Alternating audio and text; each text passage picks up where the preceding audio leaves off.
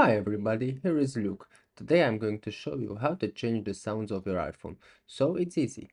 You open your settings, click on sounds and haptics, and there is already a few sub-options of sounds that you can change. For example, choose ringtone.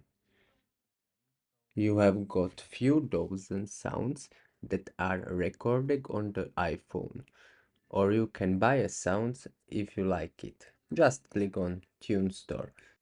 And there you have all the songs that exist and you can set them up. Of course, they are chargeable. But if you don't want to pay, just choose something from Apple presets. Let's go back.